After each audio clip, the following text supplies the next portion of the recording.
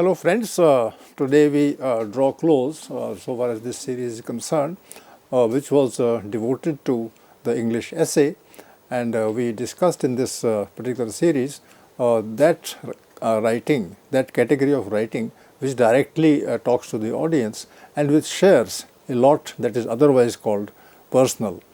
And for this lecture today we have Professor Richa Bajaj, who teaches English in Hindu College, Delhi University, and she has been right from the beginning for many series also active in this particular project that we pursue. And today's subject would be Robert Lynd, an essayist of the 20th century from England, and he had a peculiar sense of humor. Professor Bajaj will talk about that, and the way he would bring in very serious issues in a humorous way, and he is so witty about the use of words and about the ideas that he expresses, and there are always 2 or 3 layers of meaning in his writing. Maybe I hope Professor Bajaj would agree with me regarding his talent so far as the essay writing is concerned. And without much more to say, maybe we can discuss it later. I request Professor Bajaj to take over and start the proceedings. Thank you, Professor Prakash. Yes, I will be taking up Robert Wilson Lynd, who was an Irish writer, essayist and journalist, also a nationalist. So he carried basically the tradition of Addison further, both Addison and Steele's kind of tradition of writing. And we are again looking at the 20th century form. So over the course of these lectures, we have really tried to see how English essay evolved from the 18th century, how it was distinct and peculiar in the 18th century, how it changed its form in the 19th century, by becoming, say, more emotional or feeling centric, etc. And then in the 20th century, how it has taken shape and in a way taken influence of the current epoch, in the sense that the 2 world wars really leave a very big impact on the essay form. Again, the essay form, I think, becomes important in the 20th century for the reason that people don't have enough time, resources or mental sort of strength also to deal with long works, etc., and they're already dealing with a lot. So the 20th century essay really became a kind of a space for entertainment and relief for that was being offered to the readers through these essays that came.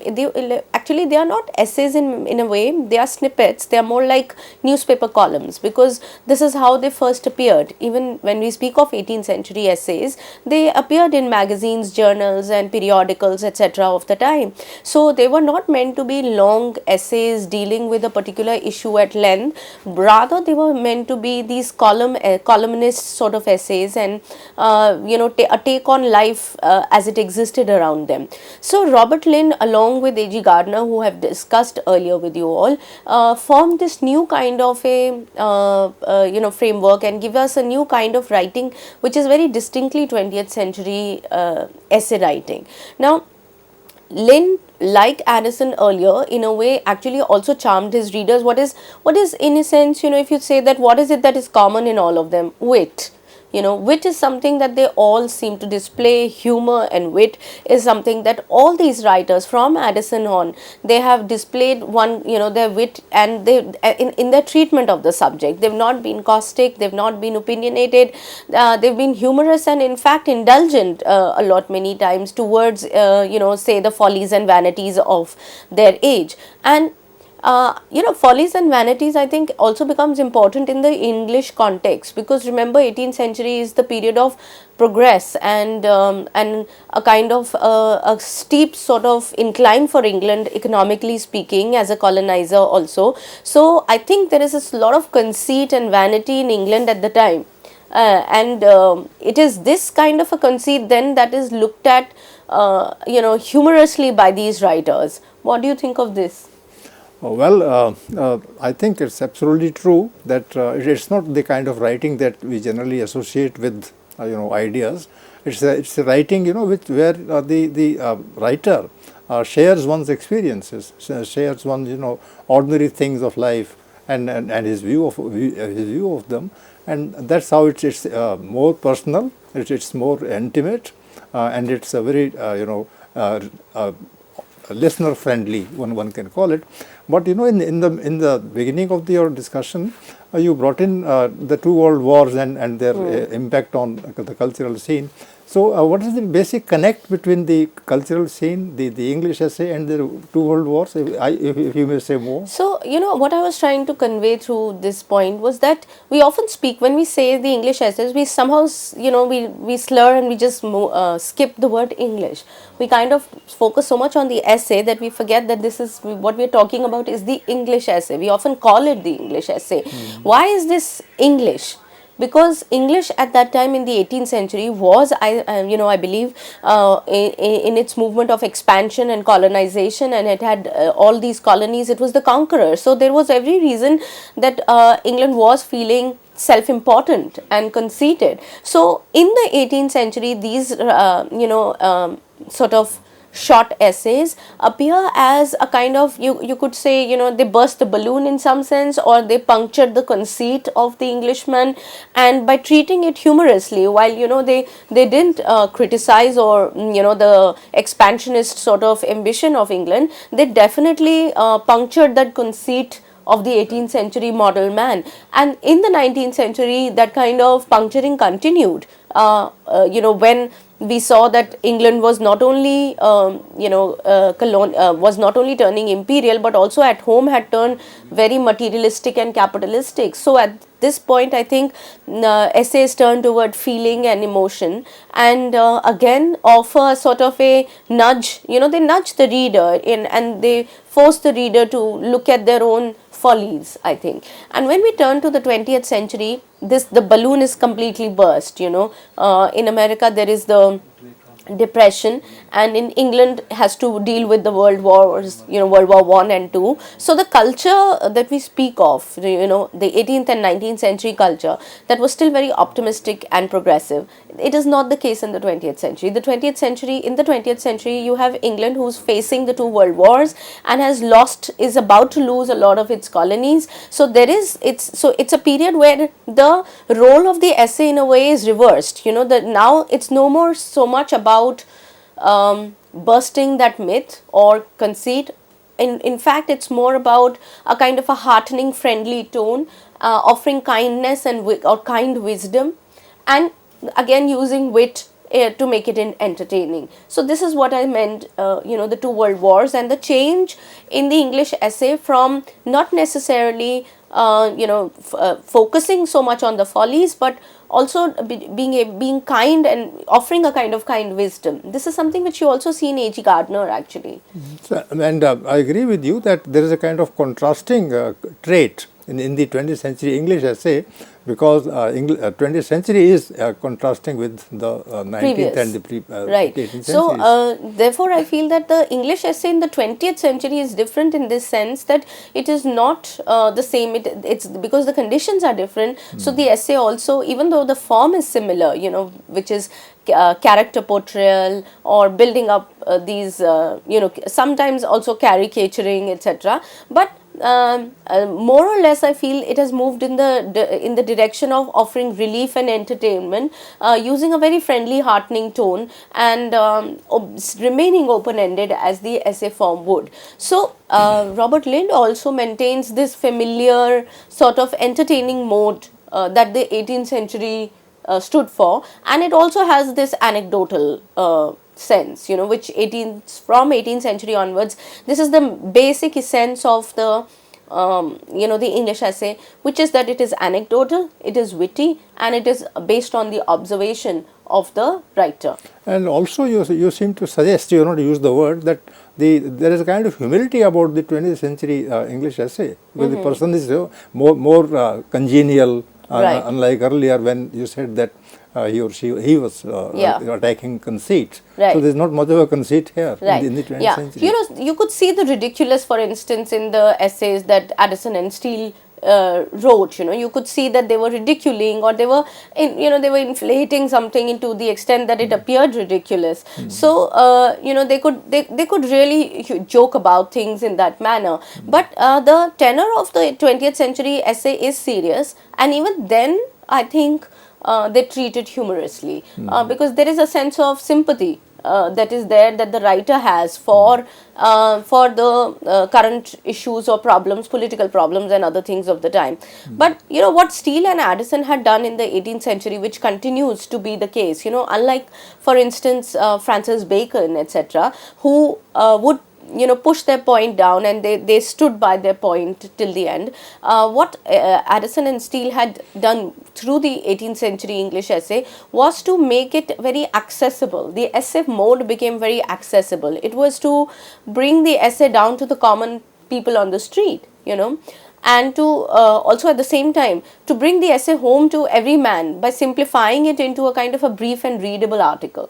So that is, I think, very important to understand what the English essay's contribution has been in English literature, that it has made the essay form very accessible to the common person, simplified you know, the theoretical frameworks or very complex ideas into these brief nuggets, you know, of life, or you could call them, or the brief things about life, just a brief take on them, by simplifying them, but also at the same time by making the reader believe that it's about one's own life. You know, so that's very important, that the essay is brought to is talking about the common men on the street. Now that's in a way humanizing it, at the same time it's a very democratic sort of a form, because the essay is no more with the intellectuals of the period, but it has moved to the barber shop, for instance, or the bakery shop, right? So it has moved it has moved to the public sphere, to the park, right, where men talk about things, to the barber store, to other things, you know. So what I mean is that it has made the, how has it done it? Because the writer will say, oh, I visited the barber shop, oh, I went to this place. Kind of gossip. Gossip, right? Now, 18th century still was restricted in its, initially at least, it was restricted to the coffee houses and the chocolate shops, you know. But with every passing decade, and with, I think, ages that passed, the essay form and the writers who chose to write about them, they kind of broke away from these very strict categories of places and moved to the street and the common sphere. So this is, I think, is the basic or the major contribution of the English essay to literature as such, that it talked about people's, and then it made people believe that it was not talking about some philosophical idea which was unachievable, etc. It was talking about their own lives, about their own morals, about, you know, dealing with the issues of these essays would be something that would be dealing with current political problems, for instance, or talk about the fashions of the time, or the fads that you know, take up, you know, the fads and fashions, so to speak, of the time. Or they would simply tell a story, or share a note, or criticize manners, or some literary text, or even a newspaper commenting on the vice and follies of the age. So I think this is in nutshell what the English essay has done over centuries, if I could put it in the context. True. That makes a lot of sense, because there's a kind of journey starting from, you know, 18th century to the 20th century, and there are some changes, but the basic spirit is the same, as you say. It's wit and so even when it is gossip, it is not gossip, because it takes up both themes which are grave and trivial. It will take up both these themes, but the treatment is often very you know, nonchalant and very casual approach, very chatty. So the treatment of the subject is casual and chatty, but not the subject in itself. The subject may be grave in itself, you know. So that is also something. They would use very plain language and speak in a very open-ended fashion, but again the style would be very graceful. You know, there will be some elegance in style, subtleties, etc. There'll be metaphors that they'd use, or they'd draw analogies, etc. So all those things make it literary also. So it's not just plain chit-chat or speech, but rather there is elegance in style, and yet a use of plain language that often directly pleased the reader and had a subtle effect or influenced the reader in thinking about one's way of life, or one's personality, or one's morals, all those things, you know. So this is, I think, is very important. And when we turn to the 20th century, you know, there is a kind of a fresh luster that is added to the English essay, because again it is very free from all these you know, free from affectations. free from all sorts of amplifications. And what is also very, what is, I think, in a sense, the quality of the English essay is that there is a very peculiar stamp of the essayist.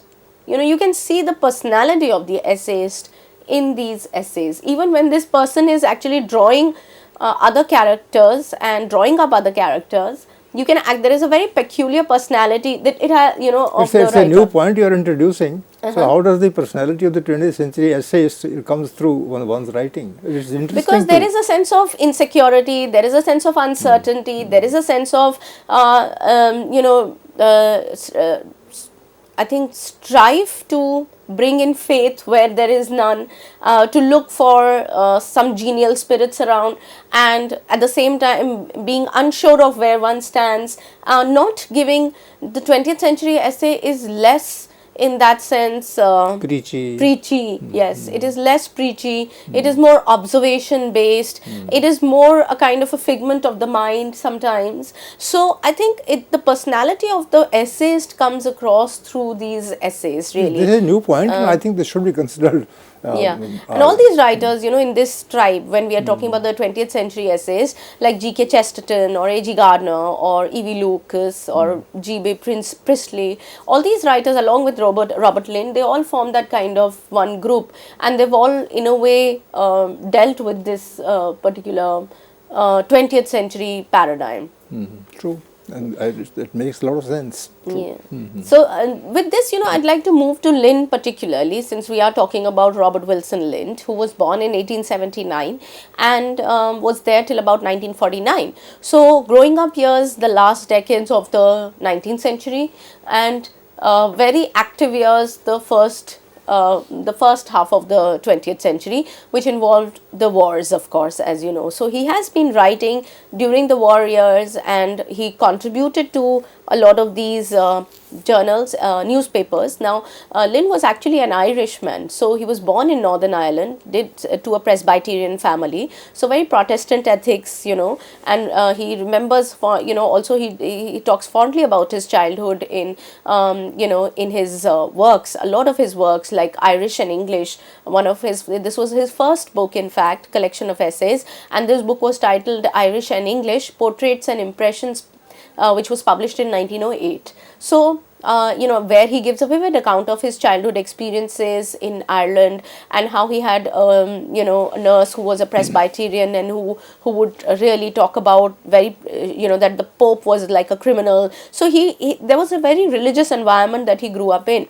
But by the time he came to London, he shed a lot of his religious prejudices and turned into a kind of a rational, temperate, level-headed sort of a person, and who was actually more amused by the follies and vanities of people around him than indignant in that sense. So I think that is something which we also need to understand about the character, or the bio note in a way, of Robert Wilson Lynd, that he's an Irish person and who grew up in a religious kind of setting, but then when he moved, he took up his journalistic career in Ireland initially, writing for newspapers there, and then moved to London in 1901, where after a couple of stints that he had, publishing articles here and there, he was able to publish his best articles to daily news, in fact. So you find that Lynd could actually sympathize with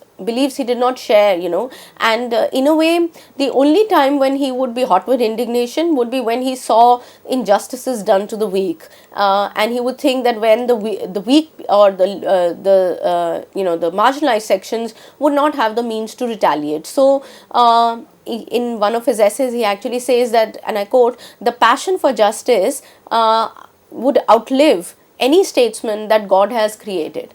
And unquote. And it is this passion that ever moved him in his life, the passion for justice. So more or less always he was this temperate man and very kind and to oneself, some more like you do you and I am doing mine, and if you don't agree with me, that's fine. But he would have very strong views when it came to injustices done on the deprived sections in society. So Lynd was the literary editor of very prominent newspapers, as I told you, Daily News. He continued to write essays for, Saturday essays that he wrote for 1912, from 1912 to 19, the first decade at least of the period. Then he moved on to writing for New Statesman and Nation. So these were some of the works that he continued to write for, and he used the pseudonym or initials YY and became renowned throughout England for, he was known as YY as initials, so that was the pseudonym he had used for himself. But